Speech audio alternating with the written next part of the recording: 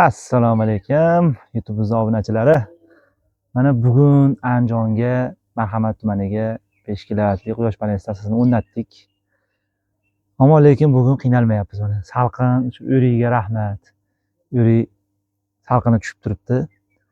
Har doimgidek panellarimiz Jinko brendiga tegishli panellar. Xonadon egalari 5 kilovat quyosh panel o'rnatib berishni so'ragandilar. Biz ularga yaxshi taklif aytdik. Taklif shunday bo'ldiki, siz 10 kilovatli invertor qo'ying, panelini 5 kilovat qo'ying deb aytdik. Ular rozi bo'ldi. Bunga sabab keyin yana panel qo'shmoqchi bo'lsa, shunga sharoit qilib ketyapmiz. Kimga qanaqadir 20 kilovatga 10 kilovat panel qo'yish kerak yoki 50 kilovat invertor qo'yib 10 kilovat paneldan qo'shib ketsam bo'ladimi degan savollar bo'lsa bizga murojaat qilinglar. Daromad yaxshi bo'lyapti. Davlatimiz 1000 so'mdan pul to'lab beryapti har bir kilovatiga.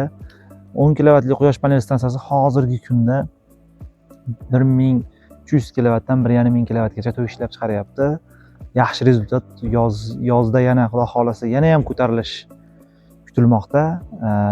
Ideal elektrik jamoasiga aloqaga chiqinglar. Men o'zim ustaman. Men bloger emasman. Mana shularni ham o'zimiz o'rnatdik. Hozir pastga tushib, pastda invertor jarayonlarini ko'rsatamiz. Pastda nima qilamiz? Tushganimizda bunday qilib yuboraman. Biz pastga tushdik. Montaj jarayonlarini ozgina ko'rsatib o'taman. Montaj jarayonimizda bu shurpyor nima qilyapti qo'limda? Ha, bo'ldi, ish tugadi, olib qo'y. Xo'p, montaj jarayonlarimizda ACDC chaqmoq qarzlashlar qo'yilgan. Dizmaylarimiz qilingan. Invertorimiz har doimgidek DEA 220 xonadonlar uchun yaxshi ketyapti. Mana shu 10 kilovat, hali tepada videoda aytganimdek panellarimiz 5 kilovat, invertorimiz 10 kilovat.